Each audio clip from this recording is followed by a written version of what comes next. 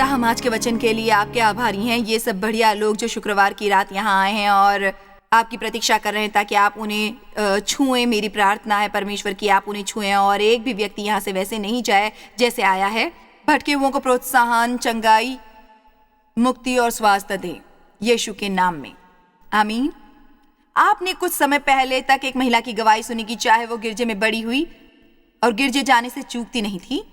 वो और उसका परिवार नियमित रूप से गिरजे जाते थे, पर उसके घर में एकांत में बंद द्वार के पीछे वो सचमुच बुरे हाल में थी। उसका एक कारण ये था कि उसने अपनी परमेश्वर द्वारा दी पहचान गवा दी थी। मुझे विश्वास है कि बहुत बार हम दुनिया में जो हो रहा देखते हैं वो दरअसल किसी ऐसी चीज का प्रकट होना है जो आत्मा में हो रही होती है। हम केवल आत्मा में वो देख नहीं पाते। आज पहचान चोरी होना एक बहुत बड़ी समस्या है। मैंने एक बार एक लड़की के बारे में फिल्म देखी थी जिसकी पहचान चुरा ली गई थी और उसका जीवन एक बुरे सपने के जैसा बन गया था। उसकी पहचान चुराने वाले व्यक्ति ने बहुत सी खरीदारी की और वो लोग उसके वो कर्ज वसूलना चाहते थे जो उसे नहीं देने थे। उस पर ऐसे कामों का दोष था जो उसने नहीं किए थे। शत्रु भी लोगों से इसी तरह निपटता है। वो हमेशा हम पर दोष लगाता है। वो कोशिश करता है कि हम सोचे कि हमें लगातार किसी चीज के लिए मूल्य देने की आवश्यकता है, चाहे बाइबल में लिखा है कि यीशु पहले मूल्य दे चुके हैं। आपको वो जानने की आवश्यकता है कि आप कौन हैं और ये कि आप मसीह में कौन हैं। आपको जानना चाहिए कि आपकी पहचान कहां से प्राप्त करनी है। ये पहचान चुराना इतनी बड़ी समस्या बन गया है कि अब लोग अपनी पहचान बचाने के लिए इंश्योरेंस करवा रहे हैं। पर शुभ समाचार ये है कि पहचान चोरी के विरुद्ध यीशु हमारे इंश्योरेंस करते हैं। मैं आत्मिक तौर पर बात कर रही हूं, इसलिए मैं सचमुच चाहती हूं कि आप आरामदायक आज का वचन ग्रहण करें, क्योंकि मेरा मानना है कि बहुत से लोग अपनी पहचान के बारे में अच्छा महसूस नहीं करते। वो दुनिया से दबाव को महसूस करते हैं। वो अपने समकक्ष लोगों का दबाव महसूस करते हैं वो बनने के लिए जो वो सोचते हैं कि उन्हें होना चाहिए। कई बार हम बहुत से लोग बनने की इतनी भिन्न भिन्न भूमिकाएं निभाने की कोशिश करते हैं कि हम इस बारे में उलझ जाते हैं कि हम कौन हैं। मैं मानती हूँ कि हमारे समाज में असुरक्षित होने की महामारी है और मेरे विचार से वो संबंधों में बहुत सी समस्या उत्पन्न करती हैं, क्योंकि लोग उदारता और ईमानदारी से नहीं जीते। बहुत से ढोंग फैले हुए हैं और बहुत से शरीर के काम भी। लोग वो बनने की कोशिश करते हैं जो वो सोचते हैं कि अन्य सभी उनसे चाहते हैं। सच ये है कि परमेश्वर आपकी कभी भी आपके अलावा कुछ और बनने की मदद नहीं करेंगे। क्या आपने मुझे सुना? परमेश्वर कभी आपकी अपने अलावा कुछ और बनने में मदद नहीं करेंगे। वो नहीं चाहते कि आप लोगों को प्रसन्न करने वाले बने। ऐसा नहीं कि हम लोगों को प्रसन्न नहीं करना चाहते, पर लोगों को प्रसन्न करने की सामान्य इच्छा और उन्हें इस हद तक प्रसन्न करने वाले बनने में अंतर है जहां आप उन्हें अपने को इस्तेमाल करने दें और अक्सर परमेश्वर को दुखी करते रहें। आप असल में ना नहीं कर सकते लोगों को जब आपको ना कहनी चाहिए।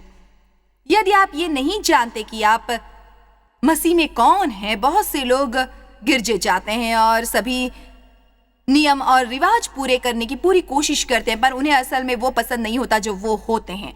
वो दोषी महसूस करते हैं, अपराधी महसूस करते हैं। वो शर्म और दोष के साए में रहते हैं और नाम धराई असफलता की भावना के साथ रहते हैं जो उन्हें स्वीकार नहीं।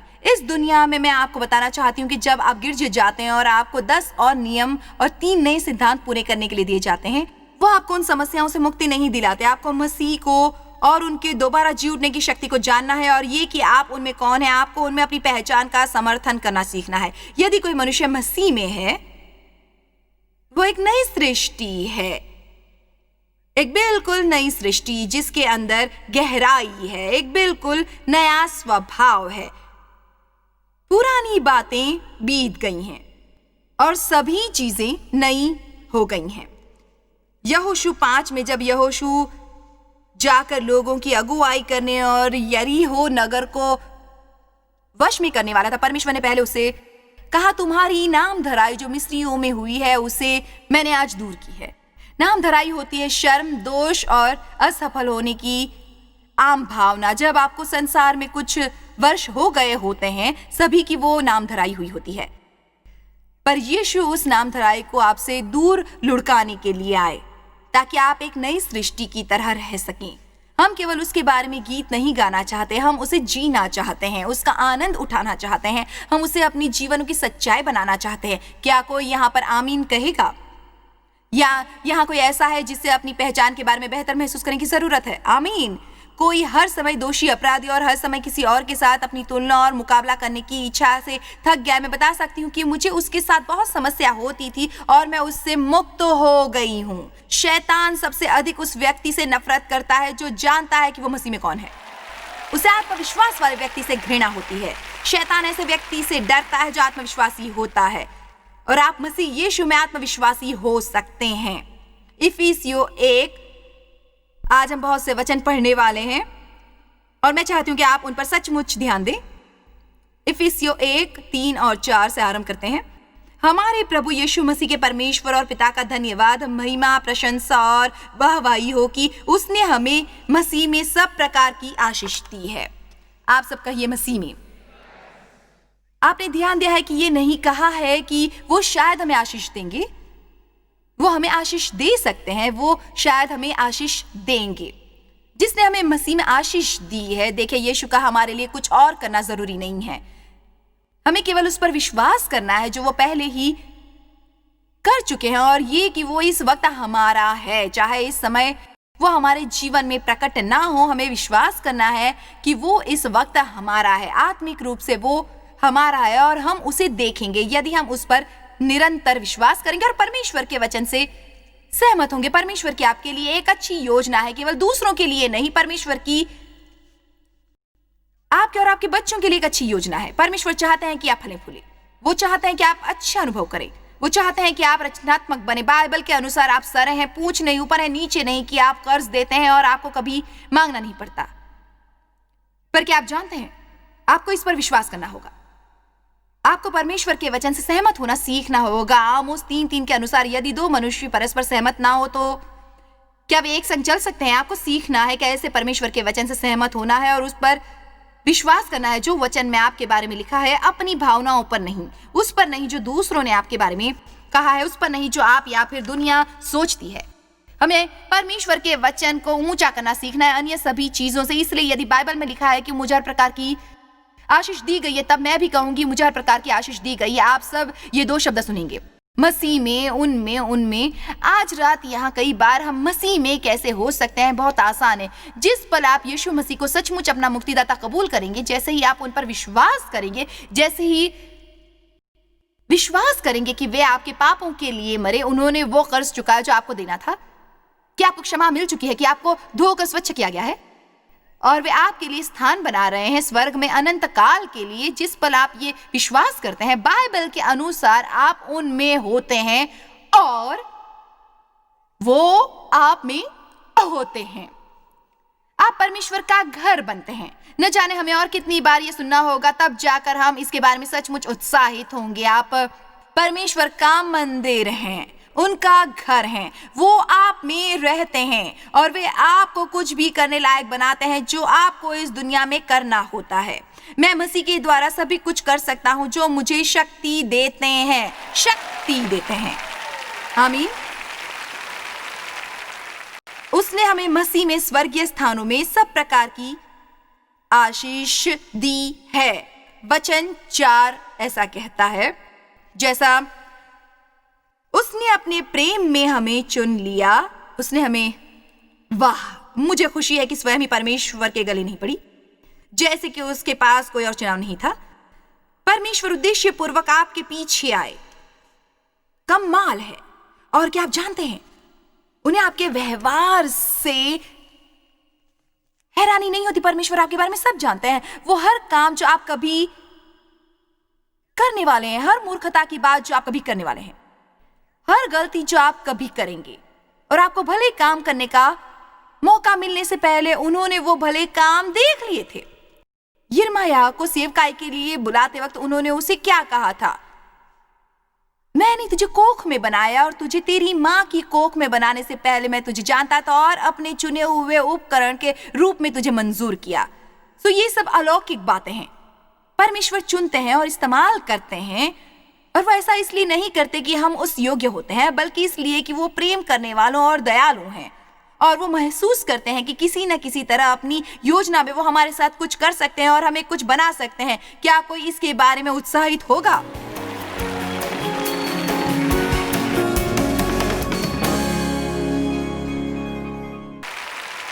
मुझे हंसी आती है जब मैं उन लोगों के समूह को देखती हूँ जिन्हें परमेश्वर साथ मिलाते हैं और सेवकाई में इस्तेमाल करते हैं। हंसते हंसते मेरे पेट में बल पड़ जाते हैं। कई बार डिलेरियस बैंड हमारे साथ यात्रा करता है। वो हमारी पिछली सभा में हमारे साथ था और उनके मुख्य गायक मार्टिन स्मिथ ने हमें बताया कि वो संगीत में फेल हुआ था। वो लड़की जो हमेशा मेरे बाल स्टाइल करती है मेरे साथ है, और उसकी रिपोर्ट कार्ड पर बचपन में उसकी टीचर ने लिखा था, डेब्रा को कैंची से काटने में समस्या होती है।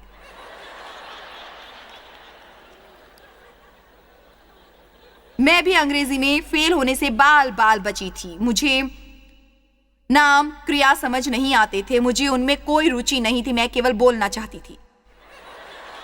मुझे परवाह नहीं यदि वो नाम है, क्रिया है, विशेषण या सर्वनाम है। मुझे परवाह नहीं थी कि मैं सब सही बोलती हूँ या नहीं, मैं केवल बोलना चाहती थी। मेरे विचार से मैं फेल होने से बाल बाल बची थी। पर आज हम हर्ष में है। ये जगह ठसाठस भरी है। यहाँ आराधना की अगुवाई संगीत में एक फेल होने वाला कर रहा है और अंग्रेजी में लगभग फेल होने से बची महिला प्रचार कर रही है। यह आश्चर्यजनक है। क्या कोई कहेगा आश्चर्यजनक? यह आश्चर्यजनक है कि कैसे जब परमेश्वर का आत्मा हम पर आता है वो हमें बदलकर एकदम भिन्न मनुष्य बनाता है और हमें अपनी महिमा के लिए इस्तेमाल करता है। जैसे मैंने सुबह कहा था, जो चीज हमारे लिए सबसे बड़ी रुकावट बनती है वो है घमंड की भावना। जब हम सोचते हैं हम वो कर रहे हैं, परमेश्वर नहीं, या कि हम उसके योग्य हैं, या जब परमेश्वर हम इस्तेमाल करते हैं और हमारे द्वारा महान काम करते हैं, हम अपने को ऊंचा समझते हैं और अन्य लोगों को नीचा समझते हैं जो वो नहीं कर सकते जो हम कर रहे हैं। परमेश्वर ने एक उद्देश्य के लिए आपको चुना है, वो आपको चुनते हैं। जैसा उसने अपने प्रेम में हमें चुन लिया, उसने हमें अपना समझकर अपने लिए चुन लिया। कैसे? मसीह में। जी हाँ, मसीह में। जैसा उसने हमें जगत की उत्पत्ति से पहले उसने चुन लिया कि हम उसके निकट प्रेम में पवित्र, संस्कारित किए और उसके लिए अलग रखे हुए और निर्दोष हों। देखिए, ये पढ़कर हमें बहुत उलझन हो सकती है यदि हम ये नहीं समझेंगे। दरअसल ये सच है कि हम पहले ही से मसीह में वो सब हैं। वो हमें निर्दोष समझते हैं। परमेश्वर आपको आप में नहीं देखते, वो आपको मसीह में देखते हैं। इसीलिए हम यीशु के नाम में प्रार्थना करते हैं। विस्तारित बाइबल के अनुसार हम पिता के सामने वो पेश करते हैं जो यीशु हैं।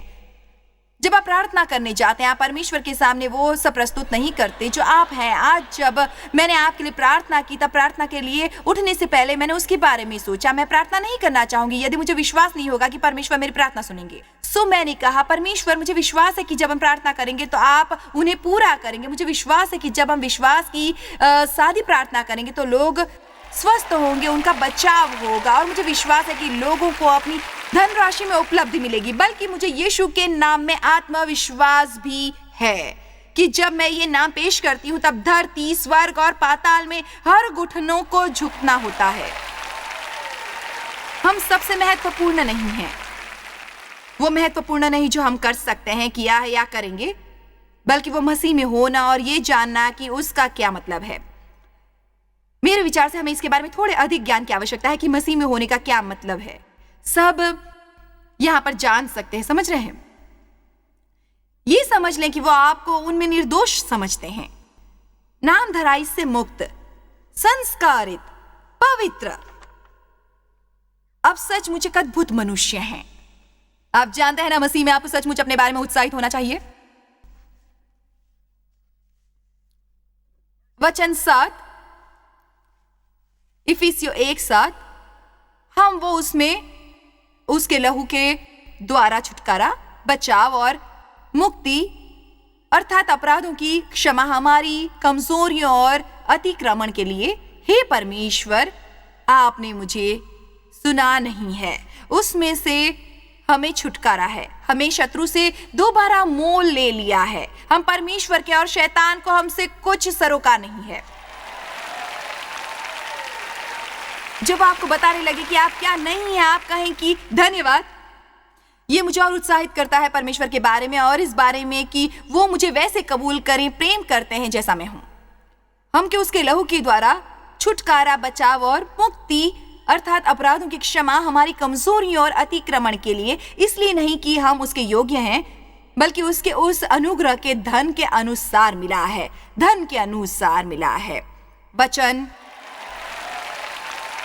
11, उसी में जिसमें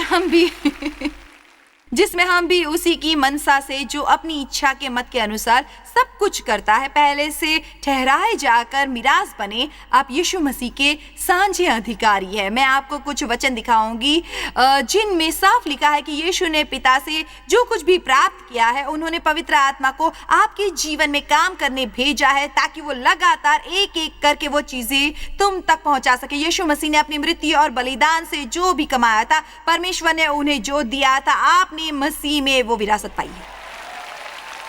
आपको आइंदा घूम फिर के कभी भी अपने बारे में बुरी बातें नहीं कहनी, अपने बारे में बुरा नहीं सोचना है, सर लटका कर कभी नहीं रहना है, आत्मदया से भरे नहीं रहना है, हताश और निराश नहीं रहना है, अन्य सभी के साथ अपनी तुलना और उनसे मुकाबला नहीं करना है। आपको अपना सर उठाने की, कंधे उठाने की और ये जानने की जरूरत है कि आप परमेश्वर का घर है और उनकी आपके लिए एक अच्छी योजना है और नर का कोई शैतान आपको वो महान जीवन प्राप्त करने से नहीं रोक सकेगा, यदि आप उनमें अपने को पहचानेंगे। उनमें मुझे उनमें पर जोर देते रहना पड़ेगा, क्योंकि इसका आपसे कोई सरोकार नहीं है। जब हम कहते हैं कि हम परमेश्वर का धर्म है, हमें हमेशा कहना पड़ता है मसीह में।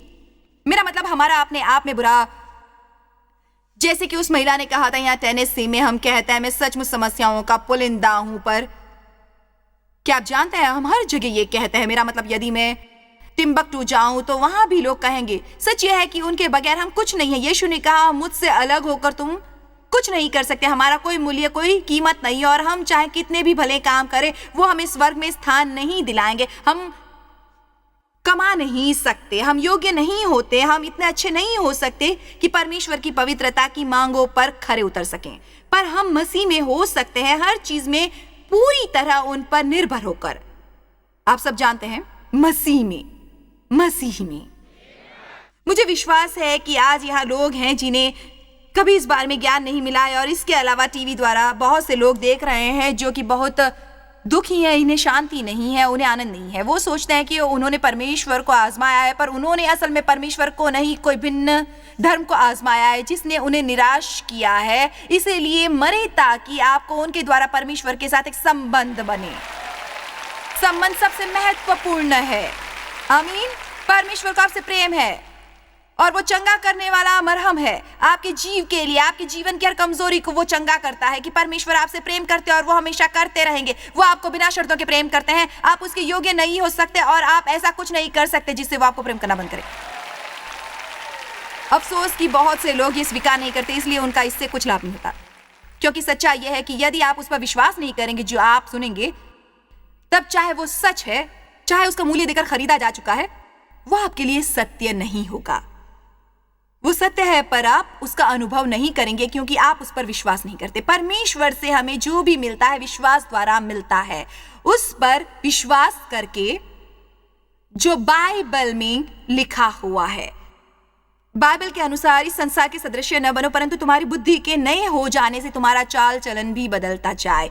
इस समय मैं आपको मन में नवीनीकरण में मदद करती हूँ। मैं आपसे यही बात कई भिन्न भिन्न तरीकों से कहने वाली हूँ। अगले मेरे 5 प्रचार करने के लिए 40 मिनट बचे हैं और ये आपके मन को नया बना रहा है, उन कीलों को गिरा रहा है जिसे शैतान ने कई वर्षों तक मेहनत करके आपके मन में बनाया है। आपके मन के अंधेरे स्थानों पर प्रकाश पहुंच रहा है और आपके जीव के अंधेरे स्थानों में भी आप में से बहुत से घर जाने वाले हैं और बार बार इसके बारे में सोचने वाले हैं। मसीह में क्या ये संभव है कि मेरा मूल्य और महत्व हो सकता है?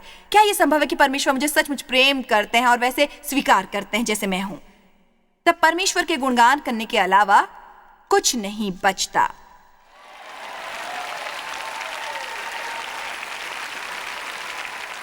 वचन 11 दोबारा, उसी में जिसमें हम भी उसी की मनसा से जो अपनी इच्छा के मत के अनुसार सब कुछ करता है। पहले से ठहराए जाकर चुने और पहले से नियुक्त किए गए मिरास बने। मैं आपको बताना चाहती हूँ कि परमेश्वर का उससे अधिक नियंत्रण है जितना हम सोचते हैं। बाइबल के अनुसार वो सब कुछ करता है। बाइबल के अनुसार वो सब कुछ करता है अपनी इच्छा अनुसार। वचन 13-14, उसी में आप सब कह सकते हैं, उसी में तुम पर भी तुमने सत्य का वचन सुना जो तुम्हारे उद्धार का सुसमाचार है और जिस पर तुमने विश्वास किया। अब मुझे उत्साह हो रहा है। प्रतिज्ञा किए हुए पवित्र आत्मा की छाप लगी है। प्रतिज्ञा किए हुए पवित्र आत्मा की छाप। हालेलुया! आप पर एक छाप लगी है जो मैं अपनी आंखों से नहीं देख सकती। आप नहीं देख सकते, पर मैं आपको बताना चाहती हूँ शैतान उसे देख सकता है। और आप पर छाप है परमेश्वर की संपत्ति। हाथ मत लगाइए।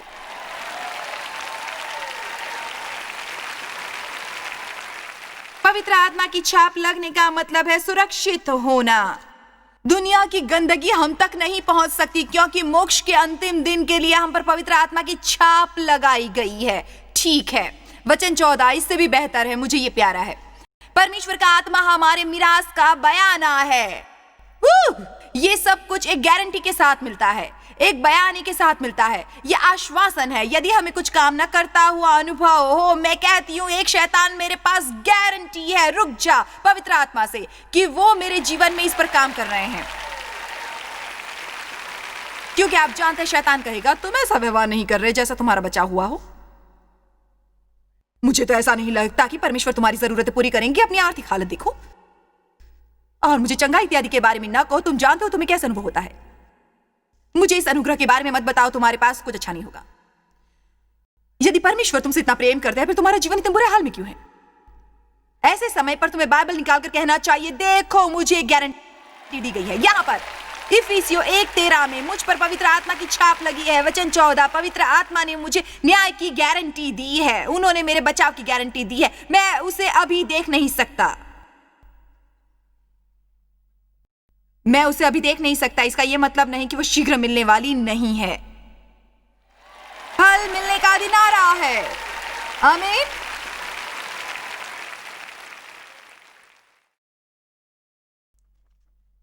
हमें कहां से मिलता है अपना मूल्य, अपना महत्व और अपना मकसद? वैसे नहीं जैसे दुनिया को मिलता है। रोमियो 12:2 एक ऐसा वचन है जिसका हम गिरजे में अक्सर उदाहरण देते हैं। इस संसार के सदृश न बनो, उसकी तरह मत सोचो, उसकी तरह व्यवहार मत करो, परंतु तुम्हारी बुद्धि के नए हो जाने से तुम्हारा चाल चलन भी बदलता जाए।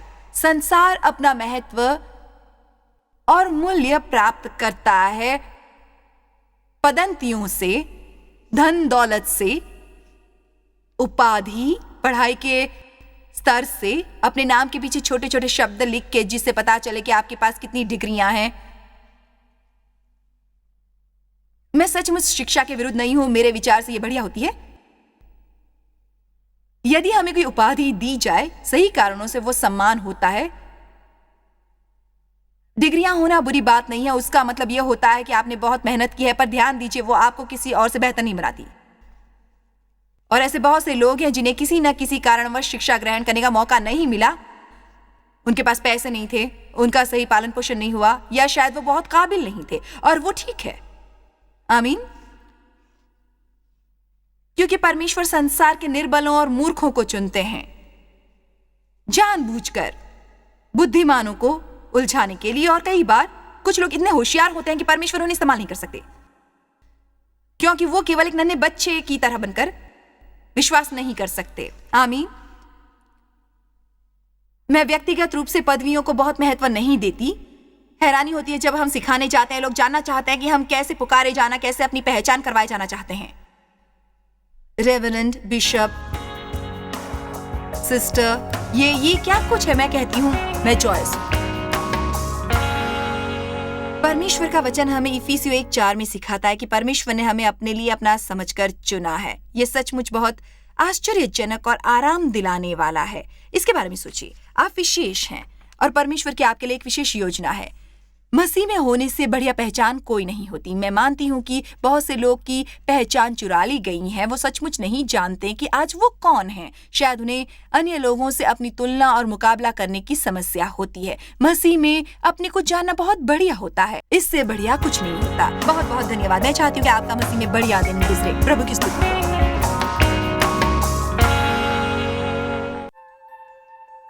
जॉय स्माइल मिनिस्ट्रीज में आप हमारे लिए कितने अहम हैं, इसका आपको अंदाजा नहीं। हम आपके आभारी हैं और हम धन्यवाद करते हैं अपने सब मित्रों और सहयोगियों का कि उन्होंने इस विश्वव्यापी सेवकाई को संभव बनाया। मिलकर हम भूखों को खिला रहे हैं, गरीबों को पहना रहे हैं और कई देशों में सुसमाचार पहुंचा रहे हैं। कृपया हमसे संपर्क करें या विजिट करें jmmindia.org पर। आज ही अपनी प्रार्थना के अनुरोध बताने के लिए, हमारे साधनों के बारे में और जानकारी और जॉयस की सभाओं का शेड्यूल जानने के लिए और हमारे सहयोगी बन जाएं दुनिया भर में मसीह का प्रेम बांटने के लिए। ये कार्यक्रम जॉय स्माइल मिनिस्ट्री के मित्रों और पार्टनर्स द्वारा प्रायोजित